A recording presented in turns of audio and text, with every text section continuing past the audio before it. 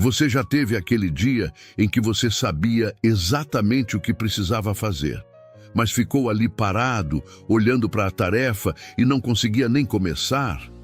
Não era preguiça, não era falta de força de vontade, era o seu cérebro funcionando exatamente do jeito que ele foi programado para funcionar, no modo de sobrevivência.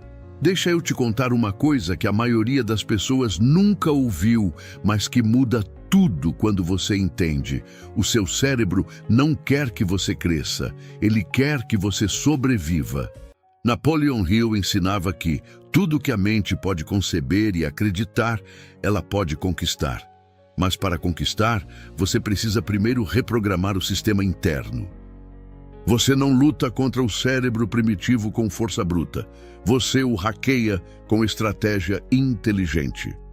Mas espera, porque se o cérebro foi feito para evitar o difícil, como é que existem pessoas que acordam cedo todo dia, treinam quando está frio, estudam quando estão cansadas, constroem coisas incríveis, mesmo sem motivação, mesmo sem ânimo, mesmo sem ninguém empurrando? O segredo não é força de vontade, não é motivação, não é disciplina sobrenatural. É que essas pessoas, conscientemente ou não, aprenderam a hackear o próprio cérebro. E hoje eu vou te mostrar como fazer isso. Mas primeiro vamos entender o inimigo. Porque seu cérebro sabota você todo dia. Imagina que dentro da sua cabeça tem dois moradores. O primeiro é um cara muito antigo, muito primitivo. Vou chamar ele de Eu das Cavernas. O Eu das Cavernas existe há milhares de anos e a única função dele é te manter vivo. Ele não quer que você seja rico. Ele não quer que você seja saudável a longo prazo. Ele quer que você não morra hoje. E para ele qualquer coisa desconhecida, qualquer esforço excessivo, qualquer risco novo é sinal de perigo. O segundo morador é mais novo, mais inteligente, mas também muito mais fraco do que a gente imagina. Vamos chamar ele de o eu atual. É a parte que planeja, que sonha, que sabe o que precisa fazer. É ele que te diz: vai malhar, vai estudar, vai empreender. Para de perder tempo. O problema? O eu das cavernas controla o sistema de energia e toda vez que o eu atual tenta te mover em direção a algo difícil, o eu das cavernas corta o combustível. Sabe aquela sensação de querer ir fazer algo importante e de repente ficar com sono? Aquela voz que diz: hoje não, amanhã eu começo de verdade? Esse é o eu das cavernas te bloqueando. Isso tem um nome científico: aversão ao esforço. Pesquisadores da Universidade de Oxford descobriram que o cérebro humano faz um cálculo automático e inconsciente antes de qualquer ação. Ele pesa o esforço necessário contra a recompensa esperada. E se o esforço parece muito grande ou a recompensa parece distante demais, o cérebro simplesmente não libera dopamina suficiente para você se mover. Sem dopamina não tem ação. Simples assim. Agora vem a pergunta que muda o jogo. É possível manipular esse cálculo? Sim. E é aí que a ciência fica interessante. Antes de você entrar na primeira lição, eu preciso que você faça algo simples, mas poderoso. Comenta aqui embaixo: eu não negocio mais com a minha mente.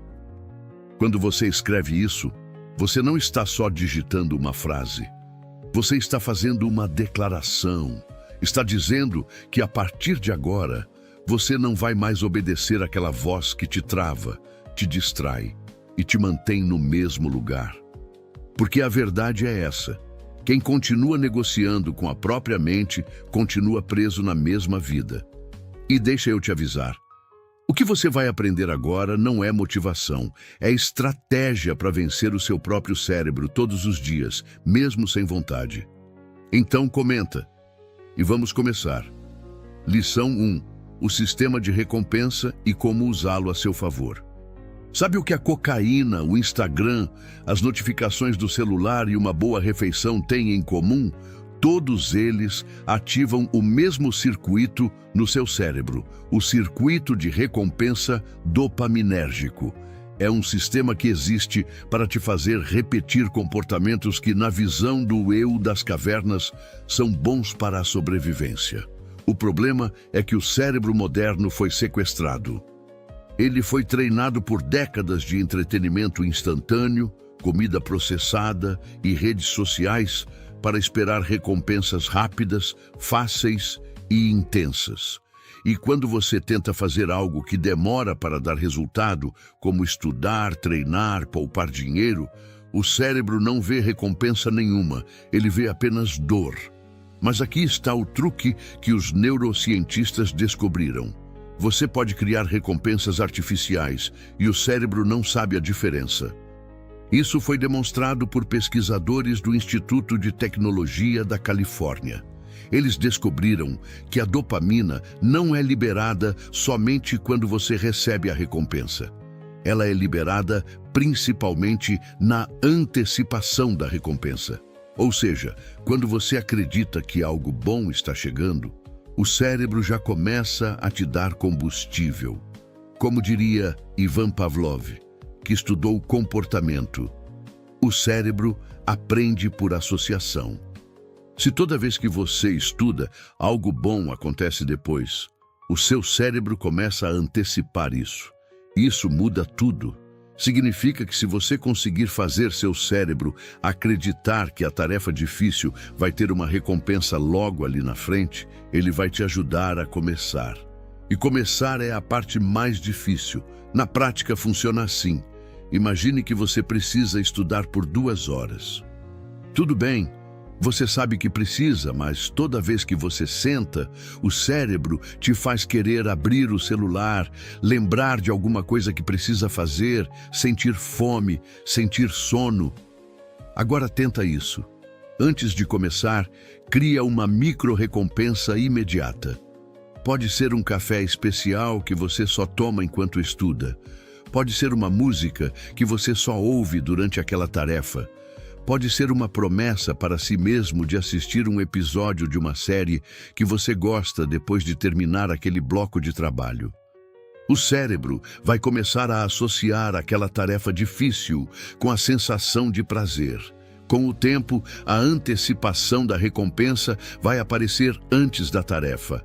Você vai começar a se sentir motivado para estudar, porque o cérebro aprendeu que estudar precede algo bom. Isso é condicionamento. Não é diferente de treinar um cachorro, só que você está treinando a si mesmo. Comente, eu crio minhas recompensas. E quem declara isso, treina a mente para vencer. Mas presta atenção, porque se você ignorar o que vem agora, todo esse esforço que você acabou de entender pode ir por água abaixo. Agora eu preciso que você preste muita atenção, porque a lição 2 pode ser exatamente o que está te impedindo de sair do lugar até hoje. Lição 2. O erro que destrói qualquer começo. Agora eu preciso te contar sobre o maior erro que as pessoas cometem quando tentam mudar. Elas pensam grande demais, rápido demais. Vou acordar às 5 da manhã todo dia. Vou correr 10 quilômetros. Vou estudar 3 horas por dia. Vou parar de comer açúcar de vez. Parece motivação. Mas, na verdade, é uma armadilha. O cérebro tem um mecanismo chamado antevisão de custo. Antes de você agir, ele faz uma estimativa de quanto esforço aquilo vai custar. E quando o objetivo é muito grande, o custo estimado dispara. O eu das cavernas entra em pânico e o resultado é aquela paralisia que você conhece bem. Você planeja muito e faz pouco. A neurociência chama isso de overwhelm neurológico e tem um antídoto simples: fazer menor. Não menor por falta de ambição, menor por inteligência estratégica. E aqui entra algo poderoso que Napoleon Hill ensinava. Grandes conquistas começam com decisões pequenas, mas firmes. O erro da maioria é querer intensidade. Mas o que constrói resultado é continuidade. Existe um conceito chamado 2 minutos, ou na literatura científica, a regra do mínimo viável comportamental. A ideia é que o cérebro tem muito mais facilidade em começar uma ação do que em mantê-la. Então, o truque não é se comprometer com 1 hora de treino, é se comprometer com 2 minutos. Só 2 minutos. Colocar o tênis, sentar na cadeira de estudo, abrir o caderno, escrever a primeira frase. O que a ciência mostra é surpreendente. Na maioria dos casos, depois de 2 minutos, você continua. Porque o cérebro, uma vez em movimento, tem uma tendência natural de manter o movimento. É o que a física chama de inércia. E o cérebro é físico também. O filósofo grego Aristóteles disse algo que hoje a neurociência comprova. Somos o que fazemos repetidamente, não o que planejamos, não o que queremos, o que fazemos.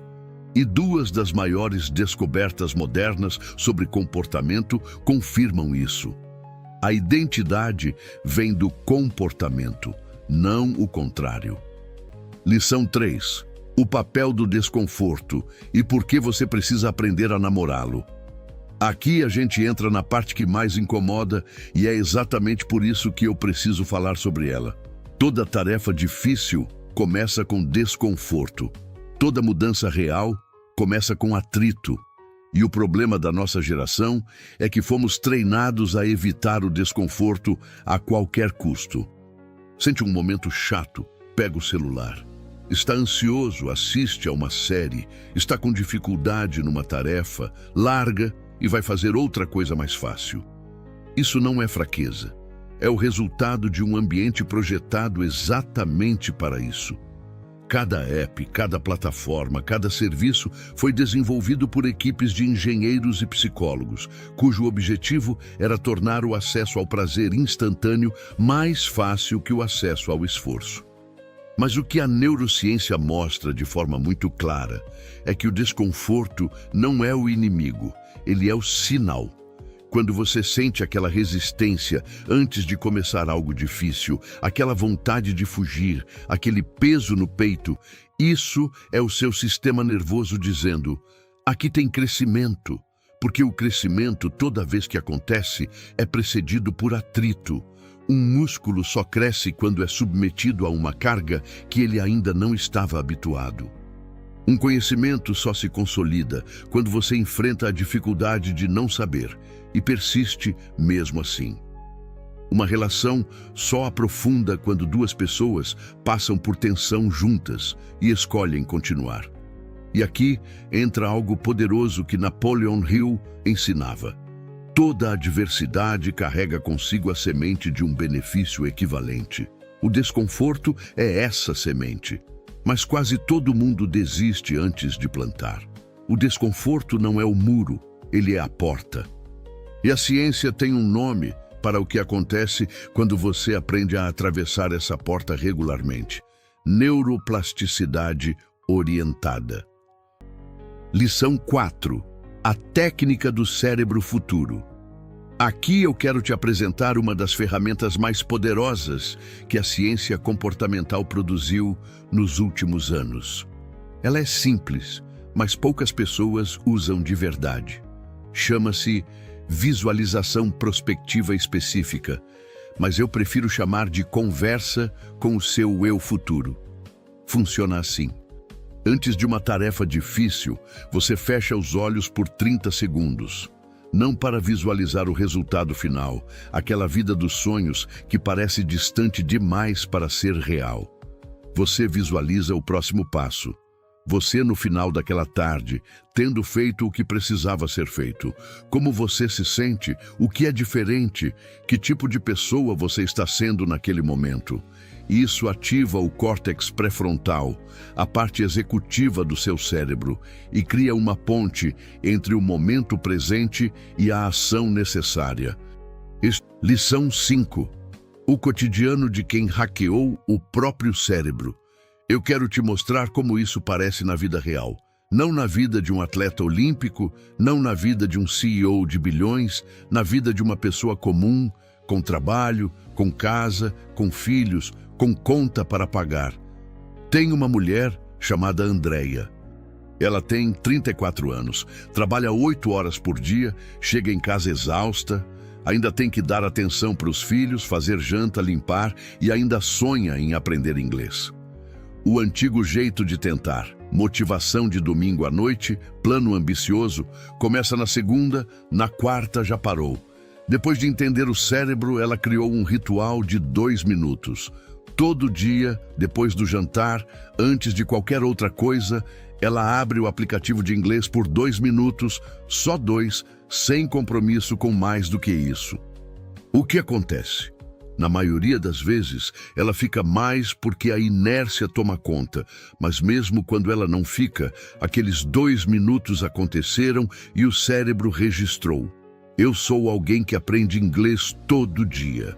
Esse princípio conversa diretamente com algo que Napoleon Hill ensinava. Você se torna aquilo que ocupa sua mente com mais frequência. E aqui vai a tradução prática disso. Se você ocupa sua rotina com pequenas vitórias, você constrói uma mente vencedora. Ela também criou uma micro-recompensa. O chá favorito dela só é tomado durante esses momentos de estudo. O cérebro começou a associar o chá ao estudo, e quando ela prepara o chá, já sente o chamado. Em 6 meses, ela teve mais consistência do que em 4 anos de tentativas anteriores. Não porque ficou mais motivada, mas porque aprendeu a trabalhar com o cérebro em vez de contra ele. Comente, eu treino meu cérebro. E quem declara isso, constrói resultados no automático. Se você acha que o segredo está em dias perfeitos, cheio de energia e disciplina, você ainda não entendeu o jogo. Na próxima lição, você vai descobrir como continuar mesmo quando tudo parece estar contra você. Lição 6. Quando a vida não coopera. Agora vem a parte honesta. Tem dias em que nada disso funciona. Tem dias em que você fez o ritual, visualizou, criou as recompensas e, mesmo assim, ficou parado, scrollando o celular às 2 da tarde, sem conseguir fazer nada produtivo. Isso não é falha, isso é fisiologia. O cérebro é um órgão biológico. Ele é afetado pelo sono, pela alimentação, pelo estresse, pelas fases da vida. Agora conecta isso com um princípio direto de Napoleon Hill. O fracasso é apenas um evento, nunca uma pessoa, mas a maioria faz o contrário. Transforma um evento em identidade. O erro não é ter esses dias, o erro é transformar esses dias em narrativa. Eu sabia que não ia conseguir. Eu nunca mudo. Sou assim mesmo. Quando você faz isso, você não está sendo honesto consigo mesmo. Você está construindo uma identidade de fracasso. E o cérebro, que adora confirmar narrativas que já acredita, vai começar a produzir evidências para te provar que você está certo. A ciência chama isso de viés de confirmação neural. Você acredita que é preguiçoso? Então lembra principalmente dos dias que ficou parado e esquece os que agiu. E aí a narrativa se fortalece. A solução não é otimismo forçado, é neutralidade estratégica. Quando um dia não funciona, o registro interno deve ser simples. Hoje não saiu, amanhã é novo sistema. Não dramatiza, não comemora a falha, registra e segue. Pesquisadores da Universidade de Texas descobriram que pessoas que se auto-perdoavam rapidamente após falhas tinham mais chances de retomar o comportamento desejado do que as que ficavam se culpando. A culpa não produz ação, ela produz vergonha, e a vergonha produz paralisia. O caminho não é perfeição, é consistência imperfeita. Fazer 80% do tempo é infinitamente melhor do que planejar 100% e executar 0. Comente, eu recomeço sem drama. E quem declara isso nunca sai do caminho. Mas presta atenção nisso agora, porque é aqui que a maioria das pessoas se perde de vez. Você entendeu que falhar não é o problema é a história que você conta depois da falha. Só que existe algo ainda mais profundo acontecendo por trás disso. Algo invisível. silencioso e que está controlando suas ações sem você perceber. Na última lição, você vai descobrir as 3 leis do cérebro que ninguém nunca te ensinou. Lição 7. As 3 leis do cérebro que ninguém te ensinou na escola. Depois de tudo que falamos, deixa eu resumir em 3 leis práticas que você pode começar a usar hoje. Primeira lei: a lei do menor caminho possível. Sempre que uma tarefa parecer grande demais, quebre ela no menor pedaço que exige movimento. Não escrever um livro, escrever um parágrafo. Não emagrecer 10 quilos, fazer uma refeição saudável hoje. O movimento gera movimento. O menor passo é o mais importante, porque ele derrota a paralisia inicial. Segunda lei: a lei da recompensa antecipada. Antes de começar qualquer tarefa difícil, coloque uma recompensa logo à frente, não distante no futuro, imediata. O café especial, o episódio depois, o elogio que você vai dar a si mesmo ao finalizar. O cérebro não sabe diferença entre recompensa real e recompensa prometida. Use isso. Esse princípio foi amplamente estudado por pesquisadores como Wolfram Schultz, mostrando que a dopamina aparece antes do prêmio, não depois. Ou seja, se o seu cérebro acredita que algo bom está vindo, ele te ajuda a começar. E começar é a parte mais difícil. Terceira lei: a lei da identidade construída. Não se pergunte como posso me sentir motivado para fazer isso. Pergunte que tipo de pessoa eu quero ser e haja como essa pessoa agiria, mesmo que por 2 minutos. Porque a identidade não vem antes da ação, ela vem depois.